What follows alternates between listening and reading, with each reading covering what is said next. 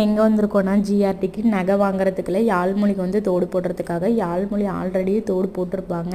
கொஞ்ச நாள் அந்த தோடு கழட்டி வச்சுருந்தேன். அந்த ஹோல்ஸ் வந்து கம்ப்ளீட்டாக க்ளோஸ் ஆயிடுச்சு. காது நல்லாவே தூது போயிடுச்சு. நானும் கொஞ்ச நாள் அப்படியே விட்டுட்டேன். சரி இப்போ வந்து எக்ஸாமும் முடிஞ்சிருச்சு, 10 days லீவு விட்டுட்டாங்க. இப்போ போய் வந்து தோடு போட்டுட்டு வந்துடலாம் அப்படின்னு சொல்லிட்டு எக்ஸாம் முடிஞ்சோடனே கூட்டிகிட்டு போய் தோடு போட்டு வந்தாச்சு. ரொம்ப அழகாக கோஆப்ரேட் பண்ணால்.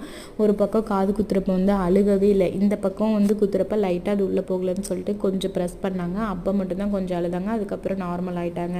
சரி ஷாப்பிங் போகலாம், பக்கத்துலேயே கணபதி இருக்குது அப்படின்னு சொல்லப்போ என்னை விட இவங்க ரொம்ப எக்ஸைட் ஆகிட்டாங்க. ஆமாம் ஷாப்பிங் போகலாம் அப்படின்னு சொல்லிட்டு அங்கே போயிட்டு நான் கொஞ்சம் எனக்கு நைட்டிலாம் பார்த்துட்டு இருந்தேன். எனக்கு பர்சனலாக நைட்டி குவாலிட்டி கணபதியில் எனக்கு பிடிக்கும். நான் பார்த்துட்டு இருந்தேன். நான் பாட்டுக்கு ஷாப்பிங் பண்ணிகிட்டு இருப்பேன். இவங்க 2 பேரும் அவங்க பாட்டுக்கு ஷாப்பிங் பண்ணிகிட்டு இருப்பாங்க. அவங்களுக்கு தேவையானது, அவங்களுக்கு எது பிடிச்சிருக்கோ அதெல்லாம் எடுத்து போட்டு பார்த்துட்டு இருப்பாங்க. நைட்டிலாம் வாங்கினதுக்கப்புறம் குளிருக்கு மங்கி கேப் வாங்கினோம். ஷாப்பிங் முடிச்சுட்டு வீட்டுக்கு வந்துட்டோம். பாய்.